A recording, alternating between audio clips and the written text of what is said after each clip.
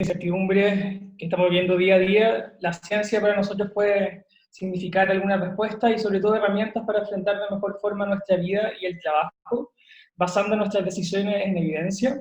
Esta pandemia ha puesto a nuestras fundaciones, instituciones, organizaciones en posiciones críticas, cambiando la cancha de juego y quizás hasta no permitiéndonos realizar nuestro trabajo.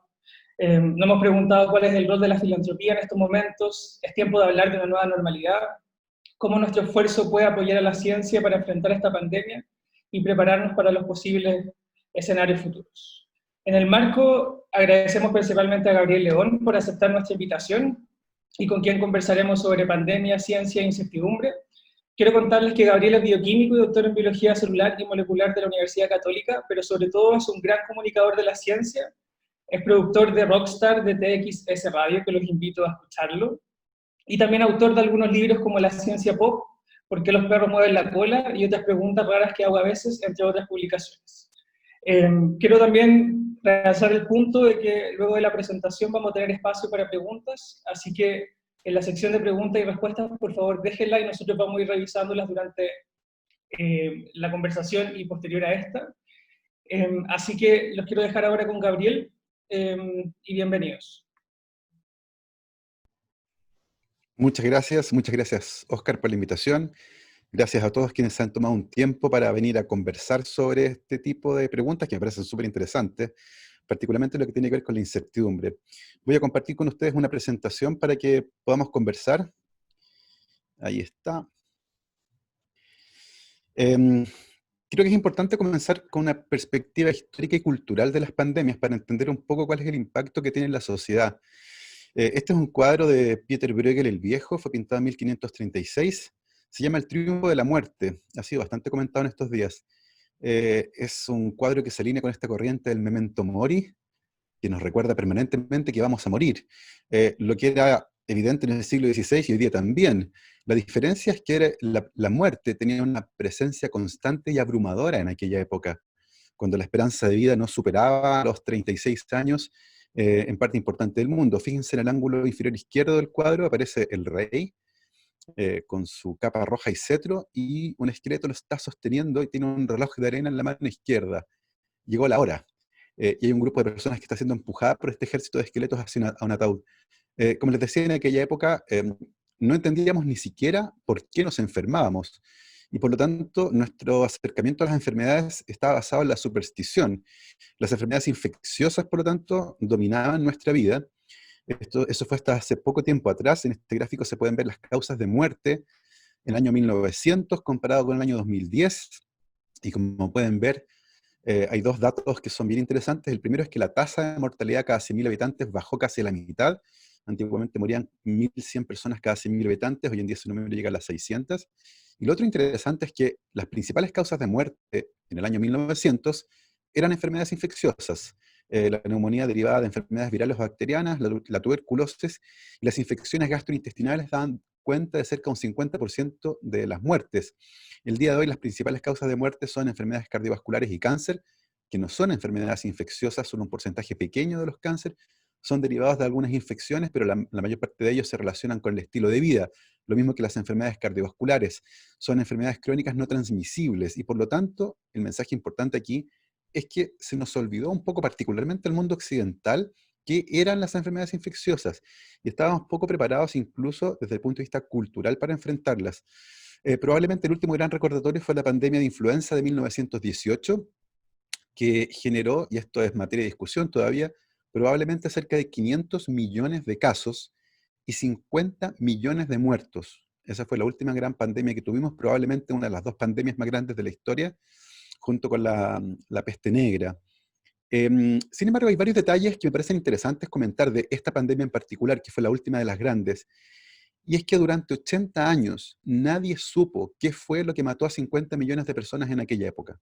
Y ese es un detalle que personalmente encuentro fascinante, porque efectivamente en 1918 todavía no habíamos visto virus, los virus recién los pudimos ver a partir del año 39, y todavía no teníamos claro que la influenza era una enfermedad viral. Por aquella época todavía se pensaba que la influenza era una enfermedad bacteriana. Ese era el panorama que había por aquella época. Se parece mucho a Espacio Riesgo, por ejemplo, son sitios que no eran hospitales, que fueron acondicionados de emergencia para convertirse en centros de salud, gente trabajando con mascarillas, también en 1918, y las mascarillas formaron parte importante de nuestra vida en aquella época, incluso llegando al deporte, que hay un partido de béisbol y se puede ver que están todos los jugadores con mascarilla. Em, Como les decía recién, en 1933 descubrimos que la gripe o influenza era causada por un virus. Antes de eso, los científicos pensaban que eran las bacterias las responsables, y eso porque usualmente se encontraban bacterias en los pulmones y las secreciones de las personas enfermas de influenza. Fue recién en 1933 que se identificó un virus. Esto se hizo sin verlo siquiera. Se tomaron secreciones de la garganta de personas enfermas de influenza. Esas secreciones se pasaron por un filtro que eliminaban todas las bacterias, y el líquido que quedaba era capaz de causar síntomas similares a la gripe en un modelo animal, que eran los hurones. Así se concluyó entonces que era otro microorganismo el que causaba la influenza. Recién en 1939 fuimos capaces de ver directamente un virus. Gracias a la invención del microscopio electrónico, el primer virus que vimos fue el virus del mosaico del tabaco, que de hecho fue también el primer virus en ser descubierto, un virus que afecta a las plantas y les produce algunas enfermedades. Y lo más curioso probablemente es que recién en 1997, pandemia de 1918, y se identificó como el virus de la influenza AH1N1. Eh, este descubrimiento además, que fue parcial, en aquella época solo se secuenció un fragmento del genoma de ese virus, logró ser culminado recién en el año 2005, gracias a una mujer inuit que había muerto en una aldea en Alaska durante 1918. Del pulmón congelado de esa mujer se logró extraer una muestra del virus que logró ser secuenciada por completo. El año 97 fue solo un fragmento. Y finalmente, el año 2005, los científicos del CDC en Atlanta lograron reconstruir a este virus, el que mostró ser tremendamente virulento en ratones, y no se logró descubrir un aspecto en particular del virus que explicara completamente su letalidad. Era una sinfonía de mutaciones que generaban características muy especiales, lo que hizo de ese virus en particular un patógeno tremendamente letal. Los virus de la influenza mutan muchísimo, y por lo tanto un virus AH1N1 de un año es distinto a otro virus AH1N1 de un año distinto. Eso explica, entre otras cosas, por qué nos tenemos que vacunar contra la influenza todos los años. La tasa de mutación de estos virus hace que la respuesta inmune caduque rápidamente. Y durante mucho tiempo nos olvidamos de las epidemias, particularmente de las enfermedades virales que emergían de manera violenta, pero hoy en día es un tema de conversación recurrente. Las enfermedades zoonóticas emergentes y las grandes pandemias que han causado. Nosotros en Chile también tenemos una enfermedad zoonótica emergente. Las enfermedades zoonóticas son aquellas que pasan de animales a humanos, y son emergentes porque nos encontramos con ellas lentamente a medida que empezamos a invadir otros nichos ecológicos. En Chile tenemos el ANTA. El ANTA es una enfermedad zoonótica emergente y que regularmente ocurre cuando los seres humanos vamos a meternos a lugares donde viven otros animales, como los ratones de cola larga, y esa interacción cercana es la que genera un escenario propicio para que un virus salte de una especie a otra, que es lo que ocurre cuando hay brotes de enfermedades zoonóticas. La última gran epidemia, y la palabra gran probablemente hoy día en contexto le queda un poco grande, fue la del SARS, que ocurrió el año 2002, a comienzos del siglo XXI. En aquella ocasión, el SARS causó 8.000 casos y 755 muertos. El SARS fue una enfermedad viral, respiratoria, aguda, grave, de ahí viene su nombre, ¿cierto? Síndrome respiratorio agudo y grave, que sin embargo causó un brote epidémico muy localizado en Asia. Los casos en América fueron muy poquitos. Hubo un par de casos en Brasil y Colombia, también en Estados Unidos y Canadá. De hecho, en Canadá murieron un par de personas, pero el brote se contuvo principalmente en Asia. Sin embargo, este brote fue fundamental porque generó un gran interés de virólogos y de ecólogos por estudiar este tipo de enfermedades, y particularmente cuando se descubrió que era un coronavirus que había saltado desde un animal a los seres humanos. Los coronavirus no son nuevos. De hecho, hay una lista de coronavirus que afectan a seres humanos. Los 4 que están en rojo son coronavirus que circulan regularmente entre humanos y causan una enfermedad respiratoria muy suave que catalogaríamos nosotros como un resfrío. El resfrío común que es una enfermedad que no produce fiebre, no produce mayores molestias, tal vez un poco de congestión, nadie termina en cama producto de un resfrío, y hay 4 coronavirus que causan resfrío común en seres humanos. No son los únicos virus que causan resfrío, por cierto. La inmensa mayoría de los virus del resfrío son rinovirus de otra familia, pero generan un set de síntomas común que nosotros catalogamos como resfrío. El SARS y el MERS, que fue otra enfermedad viral, el virus el síndrome respiratorio del medio pasaron de animales a seres humanos. Y lo interesante de esto es que los reservorios naturales de coronavirus son todos animales, muchos de ellos murciélagos, y muchas veces para pasar al ser humano hay un animal intermediario. Incluso en el caso de los coronavirus que circulan regularmente en seres humanos, se cree que un animal intermediario, probablemente camélidos, en el caso del 229E, que es uno de los coronavirus que produce regularmente resfrío en seres humanos, y también en vacunos, en el caso del OC43. Sin embargo, es interesante darse cuenta que en muchos casos son los murciélagos el reservorio natural.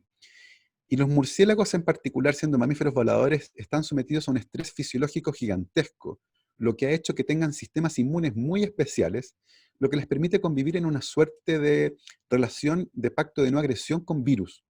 Y de esta forma, varias especies de murciélagos se han convertido en verdaderas incubadoras de virus. Eh, y después de la epidemia de SARS, esto se hizo evidente, particularmente cuando se descubrió que el origen del virus era el murciélago de la herradura, murciélagos que viven en cuevas en el sur de Japón. El virus muy probablemente pasó por un animal intermediario, que es el que está allá abajo, que se llama civeta de las palmeras. Es un animal que se hizo conocido porque produce el café más caro del mundo, el Kopi Luwak. Es un café que cuesta 400 euros el kilo. ¿Qué diablos tiene que ver una civeta con café? Bueno, el animal que está allá abajo se come los granos de café, que son parte de su dieta, recorre todo el sistema digestivo, la civeta después los expulsa en las heces, y esos granos de café parcialmente digeridos son lavados, tostados suavemente, y el kilo de ese café cuesta 400 euros. No sé si quiero ese café, por cierto. Como les decía, lo interesante es que se confirmó que la fuente original de este virus era el murciélago de la herradura, y eso el año 2002 generó una suerte de explosión por el interés de estudiar estas poblaciones de coronavirus. Hubo muchos ecólogos y virólogos estudiando murciélagos en cuevas en el sur de China, y de aquella época se generaron varios trabajos muy interesantes, pero esta en particular creo que es probablemente uno de los más interesantes. Fue publicado el año 2007 y se estudia justamente la posibilidad de la reemergencia de enfermedades similares al SARS, es decir, enfermedades respiratorias agudas y graves producidas por coronavirus que viven en murciélagos.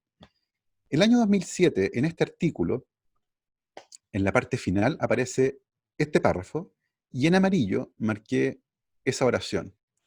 La presencia de un gran reservorio de virus similares al coronavirus que causó el SARS en los murciélagos de la herradura, junto con la costumbre de comer animales exóticos en el sur de China, es una bomba de tiempo. No recuerdo haber leído otro artículo científico que dijera que algo era una bomba de tiempo. Eso quiere decir que había científicos que tenían muy claro que esto iba a ocurrir, y desde el año 2012 estaban estudiando estas poblaciones de virus, y no fuimos capaces de reaccionar a tiempo. Esto me parece tremendamente interesante porque cae dentro del síndrome de no escuchar al científico. Si vieron Jurassic Park, recordarán que Ian Malcolm, el matemático, advirtió varias veces que era muy mala idea traer de vuelta a los dinosaurios. Y como tantas veces en las películas no escucharon al científico, pasaron cosas malas, y probablemente ahora estamos en un escenario similar. El año 2019, a fines del 2019, apareció un nuevo coronavirus, probablemente también de murciélago, que causó una enfermedad, que está causando una enfermedad que llamamos COVID-19 por Coronavirus Disease 2019. Miré hace una hora atrás en el sitio de la Universidad Johns Hopkins, se actualizó la cifra de casos a 7,5 millones de personas contagiadas de manera oficial. Probablemente ese número es muchísimo, muchísimo más grande. Y hasta el momento, a nivel mundial, han muerto 418.000 personas. Nuevamente, este número probablemente es mucho más grande. Recordemos que en 1918 hubo 500 millones de personas enfermas y 50 millones de muertos, en una época en que además la población del mundo era 3 o 4 veces menor a la que hay hoy en día, para que podamos cuantificar un poco la magnitud de esta pandemia. Este tipo de enfermedades como la COVID-19, Coronavirus Disease 2019, genera daño principalmente en los pulmones. Si bien es una enfermedad que ha mostrado tener varios síntomas distintos, sabemos que particularmente sensibles son los alvéolos, que se encuentran en la parte más profunda del pulmón, que es el lugar donde además se produce el intercambio gaseoso. Es un sistema tremendamente sensible donde hay células que son propensas de ser colonizadas por este virus. El virus entra al sistema respiratorio por los ojos, la nariz o la boca. El virus no atraviesa la piel, por ejemplo. El virus hay que, por lo tanto, respirarlo. Este virus en particular se sabe que puede colonizar y replicarse también en la parte alta de las vías respiratorias, a diferencia de lo que ocurrió con el virus del año 2002. Y esa es una diferencia tremendamente importante, porque muchas personas en los estadios iniciales de la infección mantienen una población de virus en la parte alta de las vías respiratorias, y eso quiere decir que cuando hablan, tosen o estornudan, están emitiendo partículas de saliva que eventualmente contienen grandes cantidades de virus. Algo que, como les digo, no ocurrió aparentemente en el caso del SARS del 2002, porque ese virus en particular se replicaba mucho mejor en la parte baja del pulmón. El virus coloniza, entra a algunas células que se encuentran en los alvéolos, causa la muerte de esas células, causa inflamación, edema, y eso genera que finalmente los alvéolos se llenen de líquido y las personas no pueden respirar bien, no pueden ventilar de manera correcta, y por lo tanto tejidos como el cerebro, el corazón, el hígado, el páncreas, riñones, comienzan a tener un bajo suministro de oxígeno, lo que produce una falla multisistémica, que es probablemente la causa de muerte final en muchas personas que están afectadas por esta enfermedad. Em, y en un hecho que también parece bastante interesante y que contrasta fuertemente con lo que ocurrió en 1918, China oficialmente anuncia a la OMS el 31 de diciembre que tienen una enfermedad nueva, respiratoria, aguda y grave, similar al SARS del 2002. Y 12 días después, el 12 de enero, el virus ya estaba identificado y secuenciado. Es impresionante. No solo eso, el 24 de febrero, una empresa en Estados Unidos anunció que ya tenía lista una vacuna para empezar con los estudios preclínicos y clínicos para esta enfermedad. Es realmente notable considerando que en 1918, cuando la pandemia de influenza de aquella época mató a 50 millones de personas, nos demoramos 80 años en averiguar cuál virus había causado esa tragedia.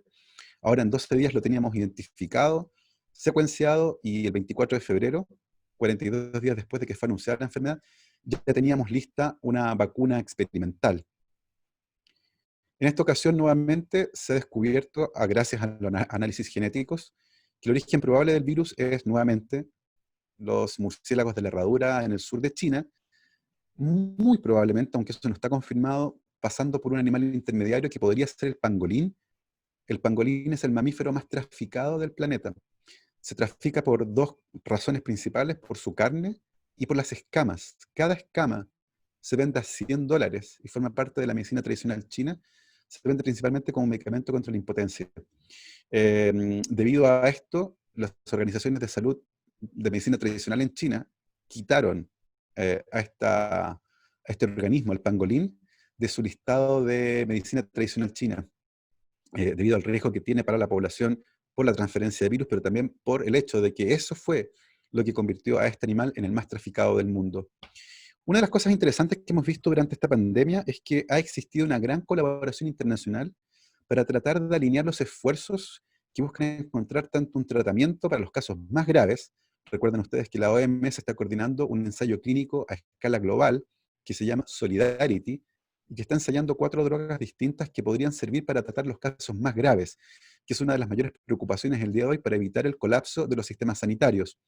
Al mismo tiempo, se han generado canales de comunicación bien importantes entre comunidades de científicos, incluyendo también a las revistas científicas, para que la información fluya de manera lo más rápido posible y garantizar de esta forma la colaboración internacional en pos de un tratamiento, pero también de una vacuna. Por otro lado, también hemos comprendido lo importante que es tener accesos a datos de buena calidad. Y ese es un punto que ha sido destacado tanto por la Organización Mundial de la Salud como por científicos que estudian esto de manera independiente. El acceso oportuno a datos desagregados, anonimizados, de buena calidad, es fundamental para poder tener análisis de distintas fuentes que permitan manejar la pandemia de manera adecuada. Y este es probablemente un punto en el que en nuestro país en particular hay mucho donde avanzar todavía. Ahora en la tarde salió un artículo en el diario La Segunda, donde varios científicos de datos critican justamente la falta de datos de buena calidad para poder hacer análisis adecuados. El otro día conversaba con un investigador de la Universidad de Chile y me contaba con mucha desazón que han tenido que desarrollar herramientas de inteligencia artificial para reconstruir datos que no tienen.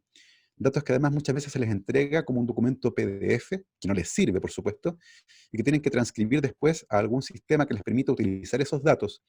Ciertamente acá tenemos mucho donde avanzar y mucho donde aprender. Y finalmente, uno de los aspectos que a mí más me ha interesado como comunicador de la ciencia es la incertidumbre. ¿Cómo, cómo los científicos le comunicamos a la ciudadanía algo que todavía ni siquiera hemos entendido de manera correcta? Y esto es bien interesante porque existe la sensación a nivel general de que la ciencia es la verdad. Por eso es que las noticias científicas usualmente parten con los científicos dicen que. Y resulta que la ciencia no es la verdad. La ciencia es el mejor mecanismo que tenemos para tratar de entender el mundo. Pero eso dista mucho de ser la verdad. Y muchas veces la población necesita respuestas binarias. ¿Uso o no uso mascarillas? La ciencia solo puede decir, depende del contexto, depende de la persona, depende de donde esté. Y eso ciertamente cuesta cuando uno tiene que tomar decisiones que afectan a parte importante de la población. La incertidumbre económica sobre lo que va a ocurrir en el futuro, cuándo vamos a poder salir nuevamente, por ejemplo, cuándo vamos a retomar nuestra ansiada y añorada normalidad. Y creo que esta conversación no puede darse en otro contexto que en el de una vacuna. Mi opinión personal es que es imposible siquiera pensar en normalidad sin que haya una vacuna. Y todos los esfuerzos por tratar de volver a la normalidad lo antes posible, de reactivar la economía y de volver a salir, van a ser en vano mientras no tengamos una vacuna. Y esto puede sonar un poco desalentador, pero tengo la sensación de que vamos a estar, al menos durante este año, con cuarentenas de manera recurrente y muy probablemente hacia el mes de septiembre, cuando el índice de radiación ultravioleta vuelva a aumentar, eventualmente podríamos tener una caída en la curva de contagios, que debería pasar además luego de que las cuarentenas sean puestas en práctica de manera más agresiva. Pero ciertamente la vacuna va a ser la gran solución. Eh, el problema es que las vacunas son lentas de desarrollar. Usualmente un medicamento, cualquiera nuevo que va a ser introducido al mercado, debe pasar por un proceso que luego de la investigación básica, que son varios años, toma varios otros años que están relacionados con los ensayos clínicos de fase 1, 2 y 3. Ahí se aprueba un medicamento nuevo y luego de fase 4, que ocurre durante el uso masivo del medicamento. Y usualmente la fase 1, 2 y 3 puede durar 5 a 7 años. Y evidentemente en esta ocasión no tenemos 5 a 7 años y todos los esfuerzos están puestos por tener una vacuna lo antes posible. Sin embargo, hay que garantizar que esa vacuna que estamos desarrollando actualmente sea segura y efectiva. Tiene que cumplir con ambas condiciones. Esto apareció ayer en el New York Times, lo recomiendo fuertemente. Es un muy buen trabajo realizado por Jonathan Corum y el periodista científico Carl Zimmer, que muestra el estado de avance de todas las vacunas que están disponibles actualmente en el mundo en fase de investigación en contra de este virus. Hay al menos 125 que están en fase preclínica, eso quiere decir que están todavía dentro de un laboratorio, pero ya hay varias que están en fases de desarrollo clínico, es decir, están siendo probadas en seres humanos. Hay 7 en fase 1, 7 en fase 2 y una en fase 3. Fase 1 es para probar seguridad y ahí un grupo pequeño de voluntarios se aplica la vacuna para ver que no les pase nada malo, que no se hinche un brazo, que no les salga una mano en la cabeza, que no les produzca fiebre. Y una vez que se confirma que la vacuna es segura, se pasa a la fase 2, que es la fase en la que se demuestra eficacia. Acá ya queremos ver respuesta inmune, queremos ver que estas personas generan una respuesta medible, que producen anticuerpos que neutralizan al virus y que además esa respuesta los protegen contra la enfermedad. Y es muy probable que estos ensayos de fase 2 y también tal vez parte de los de fase 3 se hagan principalmente con personal médico, porque tenemos que asegurarnos que las personas que participan de estos ensayos estén expuestas al virus, para poder confirmar en 2 poblaciones expuestas si la aplicación de una vacuna genera protección o no. Estos ensayos de fase 2 ya están ocurriendo en el caso de 7 vacunas, y ya hay una que está incluso en fase 3, donde se hacen ensayos de mucho mayor escala. Lo que quiere decir con el nivel de avance que llevamos y con la cantidad de dinero que se ha inyectado, que en un escenario relativamente optimista podríamos empezar a hablar de una vacuna a fines de este año tal vez, pero con mayor seguridad a principios del próximo. Elegí dos para mostrarles el día de hoy, para destacar además una de las cosas que yo encuentro más esperanzadoras de este asunto, y es que estamos probando varias plataformas distintas. Hace 30 o 40 años atrás solo teníamos un par de formas de hacer una vacuna, era una vacuna completamente inactivada o parcialmente inactivada. Hoy en día tenemos una batería de tecnología que nos permite tener al menos 5 o 6 tecnologías distintas que están en fase de desarrollo, y por lo tanto mi apuesta es que el próximo año, durante el primer semestre, vamos a tener más de una vacuna disponible. Probablemente vamos a tener 2, ojalá 3, con tecnologías distintas. Esta es una de ellas, es una vacuna de una empresa norteamericana que se llama Moderna.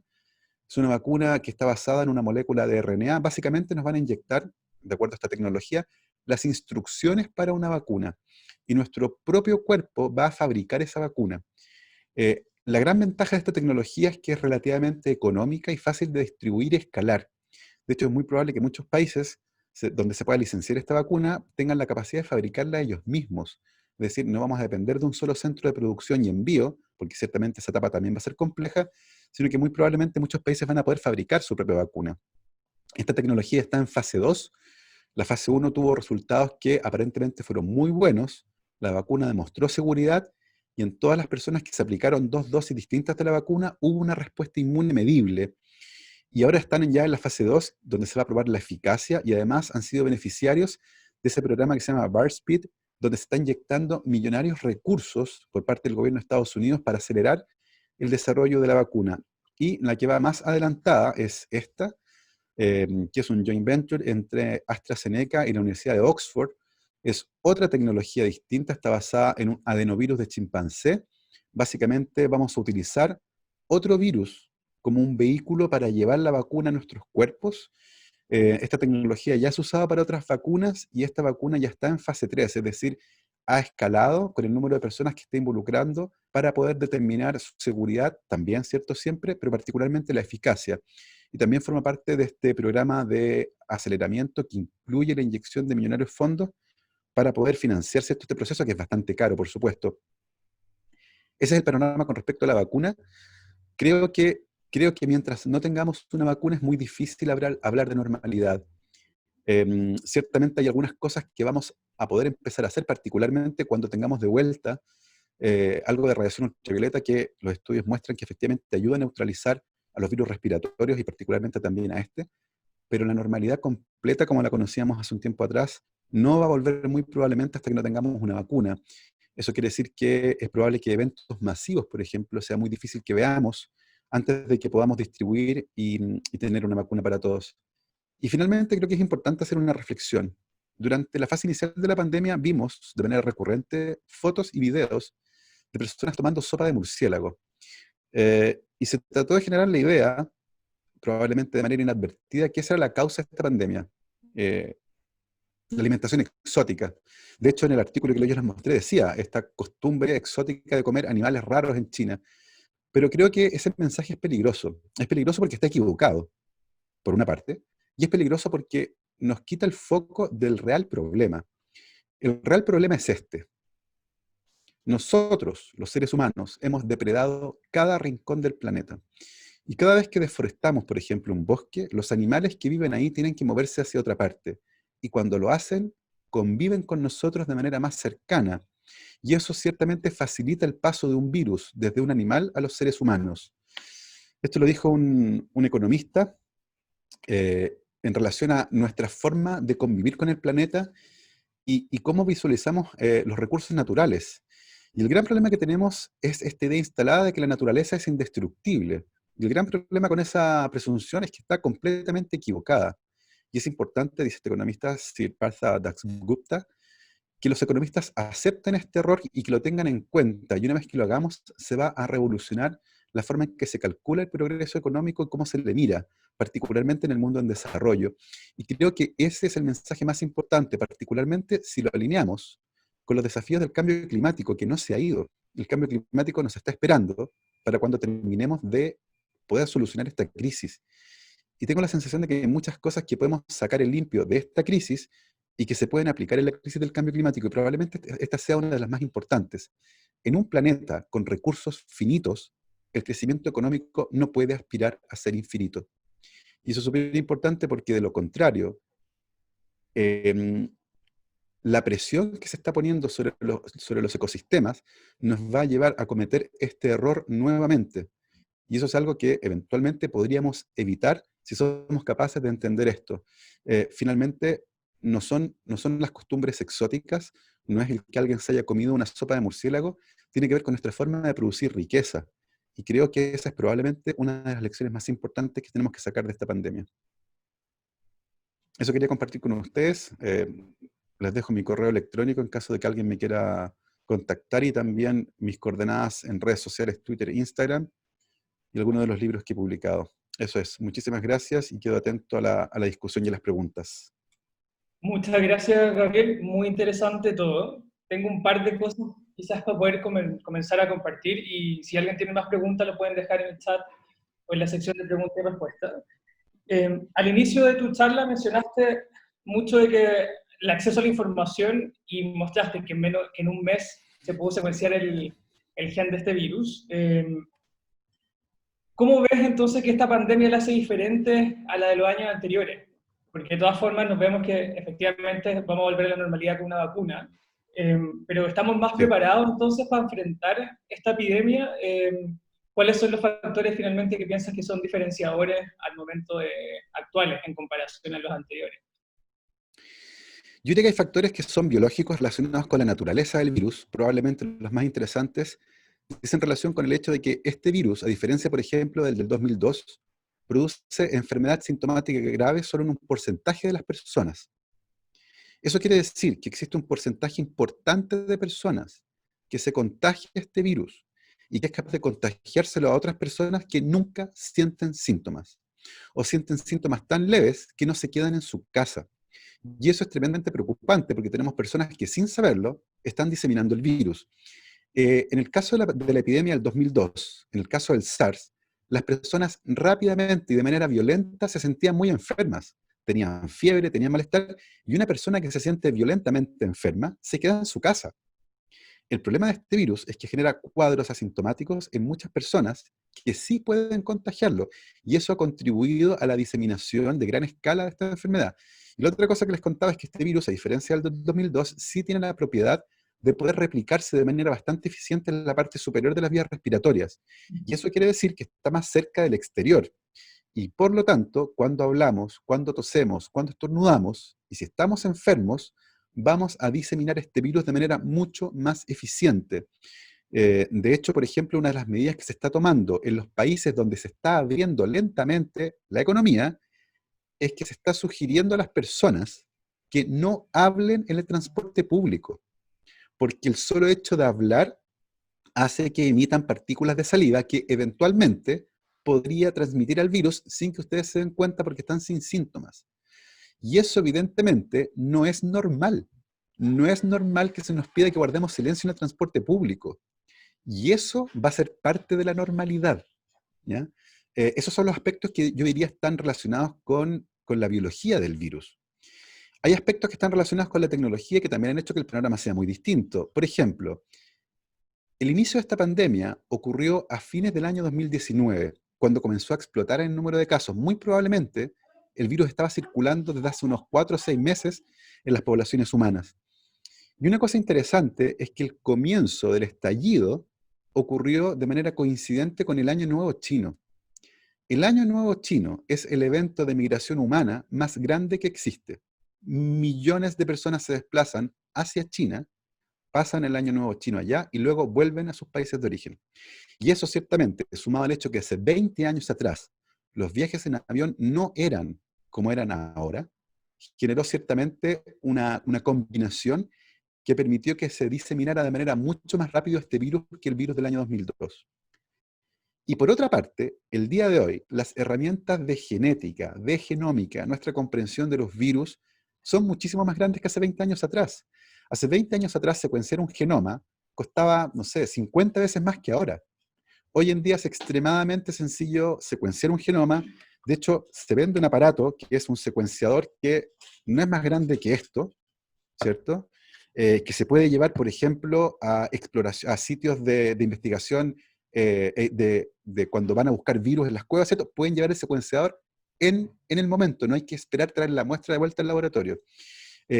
Ciertamente eso también ha facilitado nuestra comprensión de este proceso, y por otra parte, hoy en día, a diferencia de hace 20 años atrás, existen miles probablemente de compañías farmacéuticas que basan su desarrollo en biotecnología, que son pequeñas, que tienen pocos empleados, pero que pueden competir de igual a igual con farmacéuticas que tienen, no sé, 100 años de existencia, que tienen miles de empleados, porque las herramientas se diversificaron. Y prueba de ello es que hoy en día hay al menos 5 o 6 plataformas distintas para crear una vacuna. Ya no solo tenemos el virus inactivo, tenemos pedazos de las proteínas del virus, instrucciones del virus en RNA, en DNA, en vectores adenovirales. La batería de tecnología que tenemos es gigantesca, lo que ciertamente, y a mi entender, yo soy una persona bien optimista, pero creo que tengo un optimismo justificado, nos podría permitir tener una vacuna en un tiempo relativamente corto, lo que a todas luces va a ser un récord. Vacuna que por lo demás debería ser parte de la campaña de vacunación más importante de la historia, porque tenemos la oportunidad única de erradicar este virus, pero tiene que ser una campaña de vacunación rápida, porque muy probablemente la inmunidad que vamos a tener con esta vacuna no va a ser de largo aliento. Esto basado en lo que sabemos de algunos coronavirus. Lo que va a poner, ¿cierto? Va a ser un desafío para la organización que podamos tener a escala global para distribuir y aplicar esta vacuna. Súper. Y siguiendo en esa línea, porque, claro, mencionaste la etapa principal de testeo científico de diseño, pero viene como uno de los grandes desafíos que es la producción y la distribución de la vacuna en escalas que Claro, nunca habíamos visto anteriores. sí. ¿Qué te imaginas tú que podría hacer Chile o instituciones privadas como las nuestras? ¿O en qué foco deberíamos darnos para asegurar quizás accesibilidad a la vacuna en cierta etapa? ¿O te imaginas que esto tiene que ser un esfuerzo específicamente coordinado desde la OMS? Tengo la sensación de que la OMS va a ser la que va a coordinar esto porque justamente tiene que ser a escala global. Esto no es un esfuerzo de un país. Por ejemplo, Estados Unidos no saca nada con hacer una vacuna, dejársela para ellos, porque Estados Unidos es parte del mundo y está conectado con el mundo. Y la gente viaja hacia y desde Estados Unidos. Eso quiere decir que también los países pobres y que no puedan pagar por la vacuna tienen que tener acceso a ella. Las enfermedades virales son enfermedades sociales y la vacunación también es un acto de responsabilidad social. Cuando ustedes se vacunan, no solo se protegen a ustedes salen además de la cadena de contagio y por lo tanto dejan de contagiar a otra persona. Y eso es fundamental. Tengo la sensación de que dependiendo de la plataforma que logre mostrar de manera exitosa que va a producir una vacuna que sea segura y eficiente, es muy probable que sea licenciada y esa vacuna pueda ser fabricada en el país que la licenció. Eso es muy bueno porque va a bajar la presión sobre eventualmente las empresas que deben fabricarla en un lugar. Eh, Antiguamente, por ejemplo, como ocurrió con la polio, la vacuna se fabricaba en Estados Unidos. La vacuna de Jonas Salk, que era inyectable, y la vacuna oral de Sabin. Y esa se distribuyó desde un lugar en el mundo en particular, y por lo tanto las campañas fueron bien complejas. Además, esas vacunas requerían cadena de frío. Y en el caso de Chile, me tocó conversar alguna vez con un médico, me contó que en Chile ni siquiera había camiones frigoríficos suficientes para distribuir la vacuna. ¿Qué fue lo que hicieron? Confiscaron camiones de helado y terminaron distribuyendo la vacuna en camiones de Sabori. Esto implica un acto en el que la sociedad en su conjunto tiene que actuar. Acá no va a haber free riders. Esto tiene que ser un acuerdo social que permita fabricar, distribuir y llevar la vacuna a todos los rincones del mundo, porque recuerden que este virus apareció en animales, pasó a los seres humanos y no va a ir a ninguna otra parte. Tenemos la opción ahora de eliminarlo. El caso contrario, más dramático, es que se convierte en una endemia, es decir, que no seamos capaces de eliminarlo y que este virus termine circulando en las poblaciones humanas, así como hay otros coronavirus que lo hacen, pero a diferencia de esos coronavirus, este produce una enfermedad que es grave. Y por lo tanto tengo la sensación de que ese es un escenario que no nos podemos permitir y que muy probablemente podríamos prevenir. Súper. Mira, hay dos preguntas que yo creo que van en la misma línea de Yael y de Ricardo, que hablan en torno a si nos puede dar algunas líneas en torno a los proyectos que deberíamos focalizarnos para acelerar la adecuación de la población a esta nueva normalidad, entendiendo de que va a ser un periodo largo. Y también Sí. quizás cómo crees que afectará la forma de la educación, en jardín, escuela, universidad. Actualmente estamos 100% digital, pero quizás existe una transición a algún otro modelo. Bueno, ese es probablemente el desafío más grande. Yo tengo la sensación, y sin ser pesimista, que el año 2020 como que ya fue. Y es muy probable que el próximo año los niños, por ejemplo, tengan que hacer algo así como un 2 por uno. Es muy difícil pensar que las actuales condiciones, con un cambio que se hizo sobre la marcha, sin preparación, en muchos casos sin apoyo, con conexiones a Internet deficientes.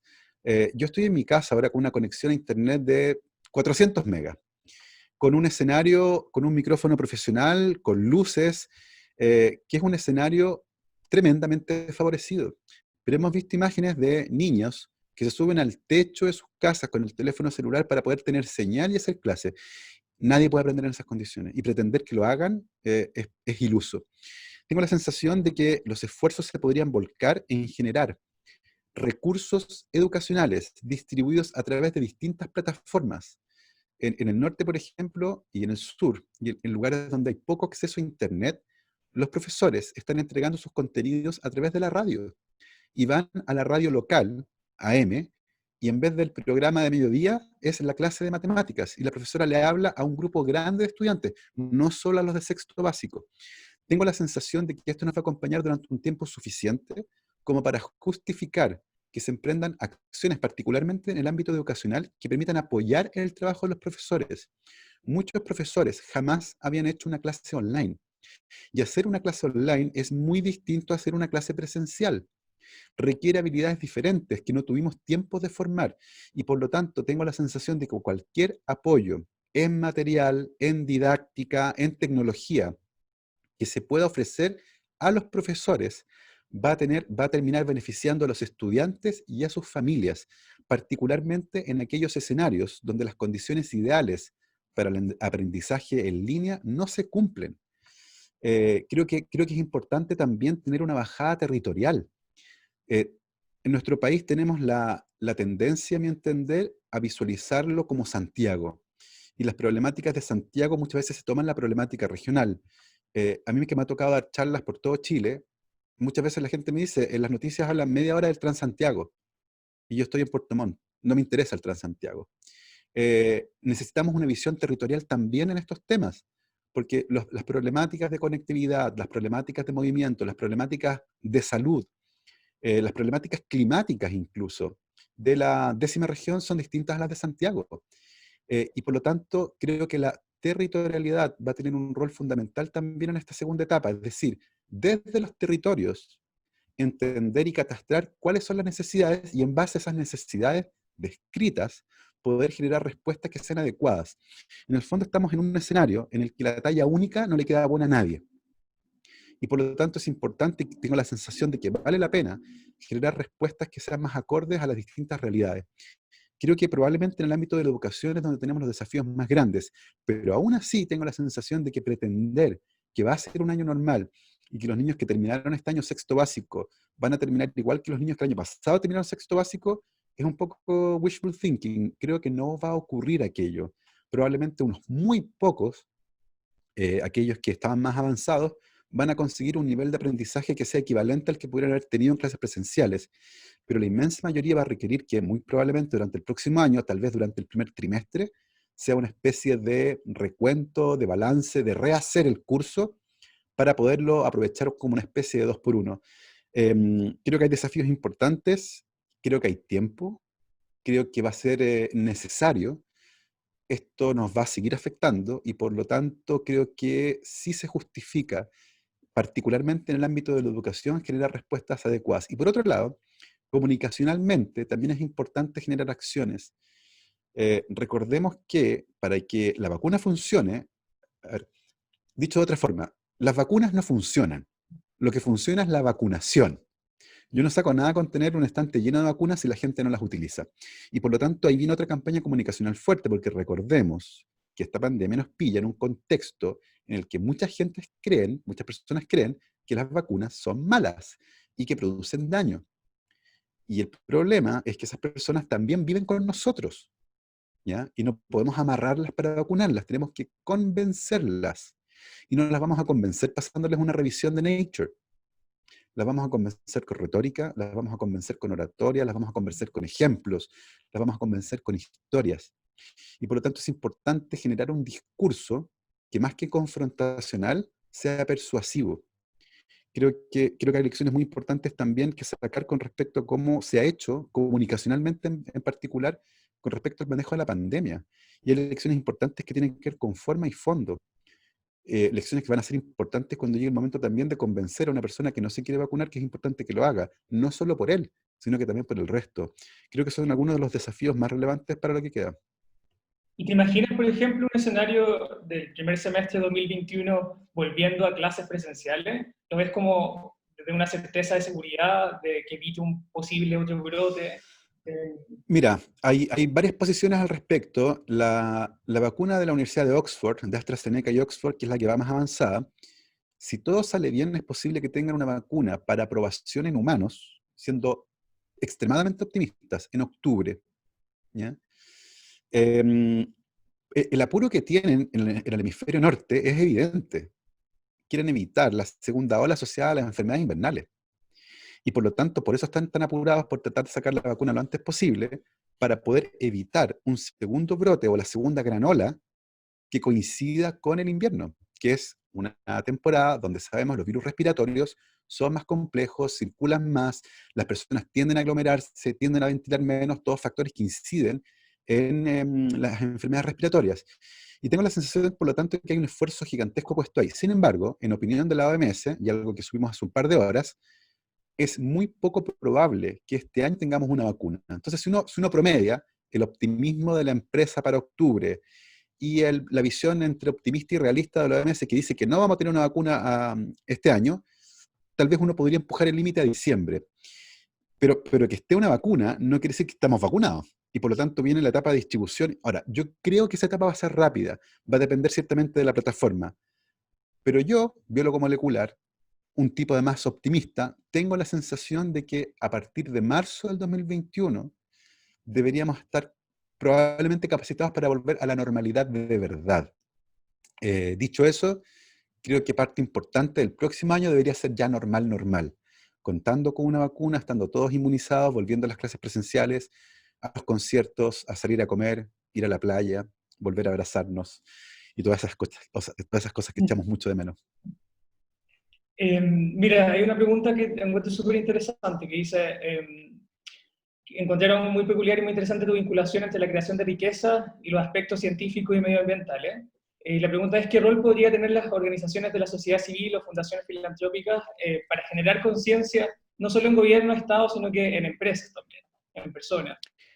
Bueno, yo creo que ahí hay vínculos profesionales, laborales, familiares, emocionales, que deben ser aprovechados para llevar este mensaje. Pero quiero insistir con un punto que a mí personalmente me parece relevante. Yo me especialicé en comunicación científica desde hace unos 10 años, y cuando finalmente dejé el laboratorio, me había especializado particularmente en controversias científicas. Y las controversias científicas son muy interesantes porque ocurren en escenarios donde hay diferencias de opiniones, pero donde no hay diferencias de evidencia científica. La evidencia apunta en un sentido, pero igual se generan dos tipos distintos de opiniones. El caso más claro es el del cambio climático, probablemente. Eso quiere decir que esa pelea ya no se va a dar en el ámbito de la evidencia, porque la evidencia está servida hace mucho rato. Esa pelea se va a dar en el ámbito de la narrativa. Nosotros tenemos que convencer a los otros. Y eso va a implicar un ejercicio que es distinto y que quiero insistir en este punto. No sacamos nada con llegar con una carretilla de papers y decirle a la empresa, mire lo que pasa si usted no cuida los bosques, mire lo que pasa si usted no cuida el agua, mire lo que pasa si usted no cuida el suelo. No vamos a convencer a nadie así. Los únicos que se convencen con papers somos los científicos. Y aún así nos cuesta porque somos seres humanos y tenemos sesgos. Y nos carga no tener la razón. Tengo la sensación de que acá necesitamos contar historias que sean potentes. Las verdades no caminan solas. Tienen que ser llevadas por personas a otras personas y tienen que ser defendidas y tienen que ser llevadas por otras personas que puedan hacerlo de manera atractiva y tienen que ser persuasivas. Tengo la sensación de que uno de los papeles más importantes que pueden tener organizaciones como las de ustedes es justamente alinearse con esa narrativa y empezar a contar historias donde la evidencia esté en la base, pero no sea el mensaje. Yo no saco nada con decirte, Contreras, Villarroel y colaboradores demostraron en el 2020 la importancia que tienen. No, tengo que contar cuál fue el impacto de eso en historias personales, porque sabemos desde hace mucho rato que esas son las historias que logran convencer a las personas. Algo que se ha llamado marketing social, que son aplicar algunas estrategias de marketing para convencer a las personas de que hagan ciertas cosas. Y tengo la sensación de que el mensaje claro es ese, aprovechando evidentemente los vínculos que muchos de ustedes tienen con distintos actores que son relevantes, muy probablemente asociados al mundo privado. Y es importante darnos cuenta de eso porque particularmente en el caso de esta enfermedad, que tiene un componente ecológico claramente establecido. La revista Nature sacó hace días atrás, 10 o 15 días atrás, un artículo donde habla justamente de esta nueva normalidad y de cómo esa nueva normalidad desde el punto de vista económico tiene que considerar todos los alcances que causaron esta pandemia y que tienen que ver con el respeto al medio ambiente y con entender que los recursos naturales son finitos. Y ese mensaje tiene que ser muy bien masticado y convertido en historias que sean capaces de motivar a las personas a cambiar sus conductas. Tiene que generarse un mensaje que sea persuasivo a partir de la evidencia. La evidencia no puede ser el mensaje. La evidencia tiene que servirnos para construir una narrativa que sea movilizadora. Y yo creo que ese es un desafío en el que ustedes y sus organizaciones podrían tener un rol fundamental, porque cuentan con científicos, tienen periodistas, tienen diseñadores gráficos, tienen personas creativas. Este es el momento de ser creativo. Este es el momento de apelar a la emoción y este es el momento de convertir las ideas en agentes movilizadores de cambio a través de estrategias que sean potentes y que sean transformadoras. Creo que es un muy buen momento además, porque todas estas estrategias nos van a servir también para alinear nuestras acciones con respecto a los desafíos del cambio climático, que es la otra gran pesadilla que nos está esperando en cuanto termine esta pandemia. Mira, y en esa misma línea está María Edwards, puso una pregunta que encuentro muy acertada en este contexto, que si encuentras que la distancia entre la ciencia y la política pública se ha reducido durante o ves que a lo mejor se reduzca después de esta pandemia, o va a terminar siendo algo anecdótico finalmente. A ver, creo que hay una idea eh, que a mí personalmente me costó llegar a esa idea, y es que la ciencia por alguna razón es apolítica. Y eso es una falacia. La ciencia siempre es política. Y a muchos de mis colegas les cuesta reconocerlo porque la asocian con la política partidista. Y no es eso, es la política. Entrevisté hace un par de semanas atrás a Marcelo Mena, el ex ministro de Medio Ambiente, Michelle Bachelet. Tuvimos una conversación muy entretenida en la radio donde yo trabajo. Y una de las cosas que conversaba con Marcelo era justamente esto, cómo uno moviliza desde la ciencia estas ideas a la toma de decisiones, cómo uno mueve esto del mundo científico al mundo político. Y él me dijo algo que me encantó y se lo robé. Él me dijo, en este escenario, la ciencia se convierte en un deporte de contacto. Te tienes que arremangar y no podéis llegar con el paper a mostrarlo, así como, mire, hay que convertirlo en un deporte de contacto. Y eso a veces probablemente implica levantar un poco la voz tal vez, o pegar un golpe en la mesa. En el fondo, hay que ir mucho más allá que sencillamente mostrar la evidencia. Hay que convertirse en un agente que puje por la evidencia. Y eso es un ejercicio al que no estamos acostumbrados, porque recordemos que no teníamos Ministerio de Ciencia hace un año atrás. Por lo tanto, es una experiencia nueva. Pero el hecho de que haya un Ministerio de Ciencia, por ejemplo, en la toma de decisiones, no quiere decir de ninguna manera que los científicos están tomando decisiones. Sencillamente aportan un insumo que cae dentro de un saco donde hay otros insumos que vienen de otros ministerios y a partir de ahí se toman las decisiones. Pero lo que uno sí puede hacer es abogar por que la evidencia que uno lleva sea considerada de manera clara. Nos falta mucho en ese aspecto. Tengo la sensación de que la formación académica no contribuye. La formación académica, la formación científica en Chile, perdón, sigue siendo extremadamente enfocada en la academia el día de hoy. Por eso es que habilidades comunicacionales no se desarrollan y habilidades políticas tampoco. Y sin embargo, en el mundo queda cada vez más claro que los científicos debemos ser capaces de movilizarnos en mundos que sean distintos al del laboratorio. Y tengo la sensación de que en el futuro cercano, ese tipo de habilidades se van a incorporar también en la formación de los nuevos científicos, porque además no hay espacio para todos en la academia.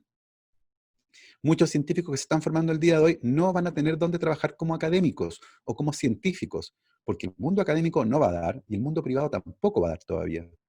Y por lo tanto tenemos que ofrecerles otras habilidades para que sí puedan participar de la vida social. Y eso implica habilidades comunicacionales y habilidades políticas. Creo que es un mundo al que la ciencia durante mucho tiempo le hizo el quite, pero creo que es un ejercicio fútil. Tenemos que tomar esto de frente, reconocer que la ciencia sí tiene un componente político e incorporarla a la formación, porque nos va a facilitar la toma de decisiones, ciertamente. Súper. Oye, mira, otra pregunta que sale acá que es como más técnica, dice, ¿qué tan efectivos son los test rápidos para el control de este virus o para la detección?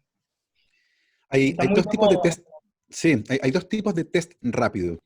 Está el test rápido de antígenos, que se llaman RAT en inglés, por Rapid Antigen Test, y están los test serológicos, que buscan cosas distintas.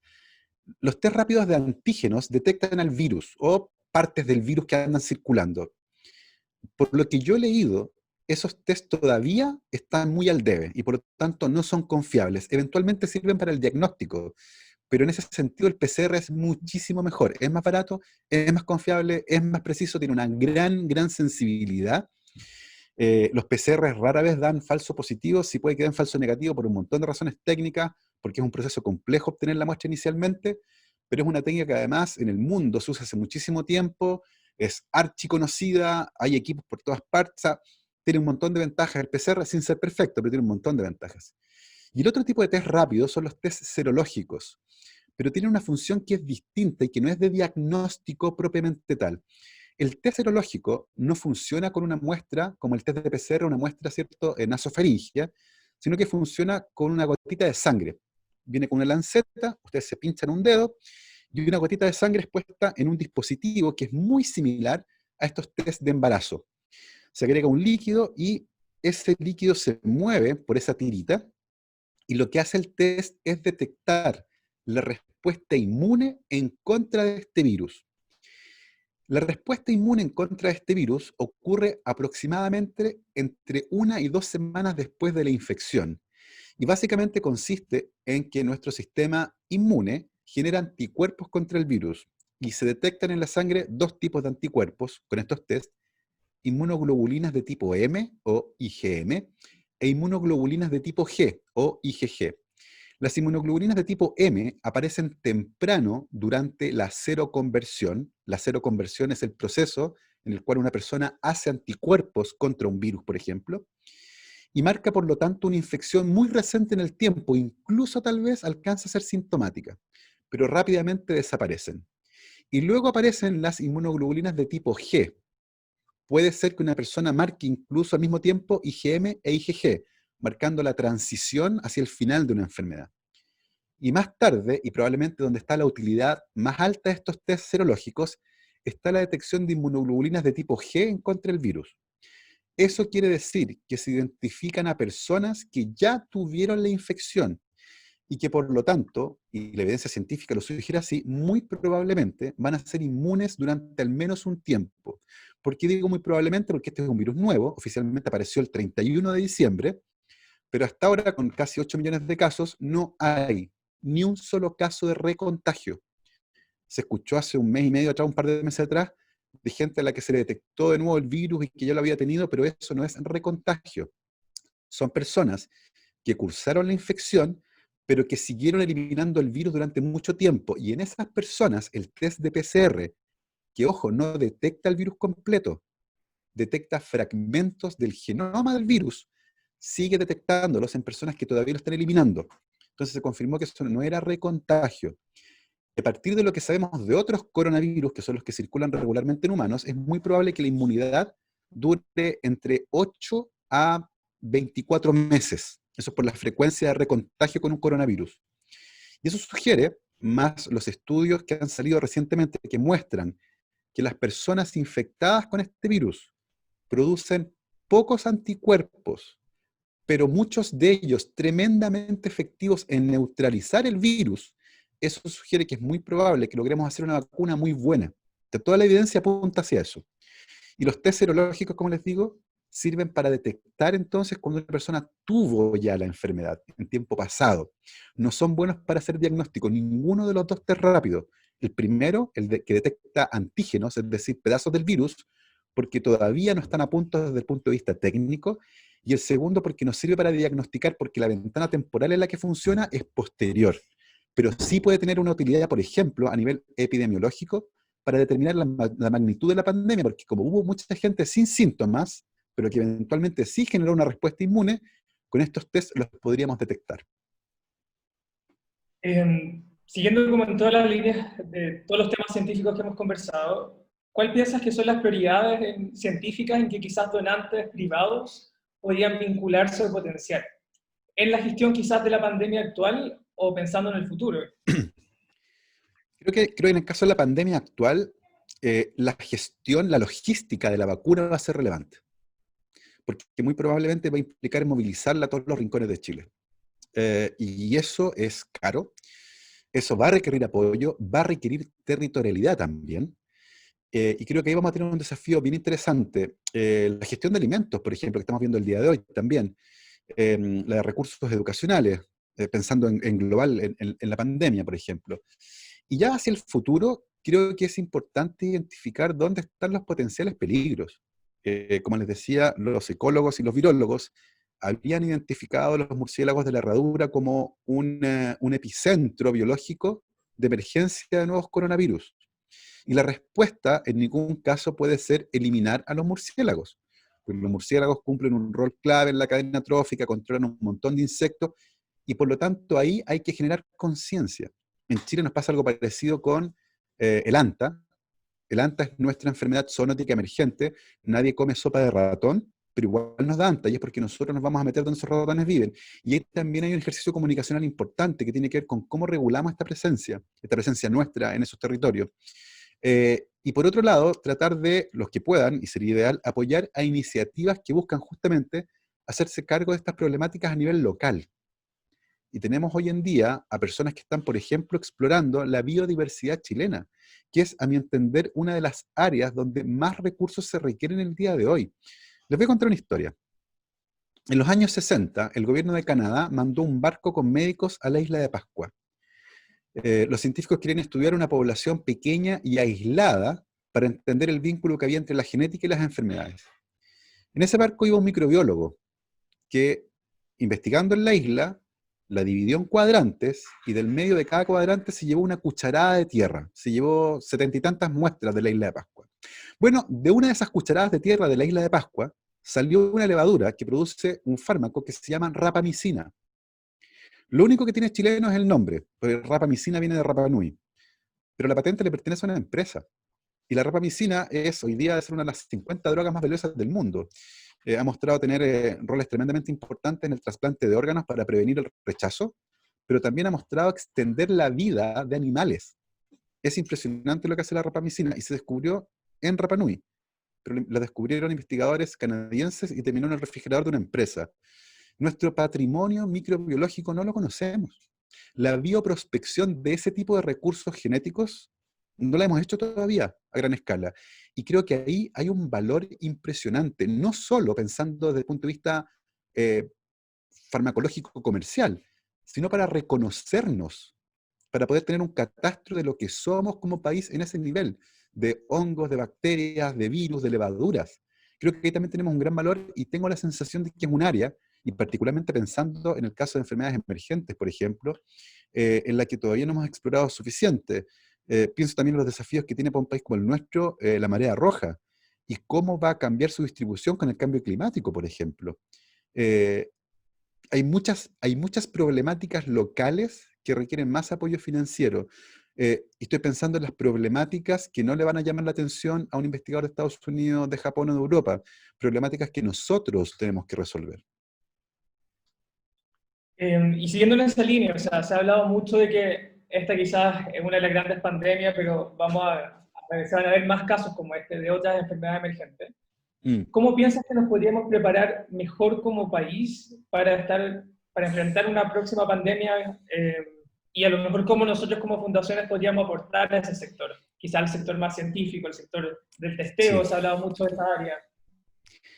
Hay científicos que trabajan en esta área, los que he leído, que creen que es relativamente inevitable que esto vuelva a ocurrir en el futuro. Va a haber otra pandemia producida probablemente por un virus respiratorio emergente. Son los más peligrosos probablemente, los que se diseminan con mayor facilidad, que permiten que las personas se muevan durante un tiempo, durante 24, 48 horas se sientan bien, puedan tomar un avión y cruzar de China a Estados Unidos, por ejemplo, en un viaje. Y por lo tanto, y siguiendo esa línea, va a ocurrir nuevamente. Creo que una de las lecciones más importantes que vamos a sacar es lo importante que es el sistema de salud público y lo importante que es reforzarlo, que se ha llevado parte importante de la carga en esta ocasión, de lo importante que es tener sistemas de manejos que sean descentralizados, porque la realidad de Santiago, una ciudad territorialmente pequeña, altamente poblada, muy densa, con una gran cantidad de habitantes, es distinta a la que tiene, por ejemplo, Antofagasta, que además tiene otras problemáticas. Em, creo que esas son lecciones que podrían ser súper interesantes. Y aterrizo de nuevo en la territorialidad, lo importante que es, desde los territorios, hacer país. Ya no depender tanto de Santiago, sino que reconocerse, entenderse, generar una comunidad, reconocer sus problemas y generar también las soluciones. Creo que esa es una lección tremendamente importante también, particularmente pensando en un país como Chile, que no es casualidad que tenga estas seremías macrozonales. Por algo tiene seremías macrozonales, porque cae en la lógica de reconocer al país como un territorio complejo que tiene realidades geográficas que son muy distintas. Y por lo tanto creo que ese es un punto que a mí me parece particularmente interesante, cómo uno puede ir a los territorios y a partir de ahí generar acciones que tengan sentido en ese territorio. Sistema de salud público, versatilidad en los sistemas de enseñanza. Tener preparadas plataformas que puedan servir, por ejemplo, como punto de apoyo permanente, y probablemente muchas fundaciones tienen áreas de educación. Y cómo se puede generar material que no solo funcione vía Internet, sino que también se pueda generar como un entregable, por ejemplo. Y hay varias empresas que ya están trabajando en ese tipo de materiales donde entrega un kit que permite generar actividades que después de una semana se vuelve a los profesores. Creo que ahí también hay un desafío interesante, cómo uno puede generar herramientas enfocadas, ¿cierto?, a la educación y que puedan ayudar a los profesores a enfrentar desafíos como este, además un país que regularmente es golpeado por la tragedia. O sea, no va a pasar mucho tiempo probablemente y vamos a estar conversando de un terremoto o de un volcán, porque es un país muy especial.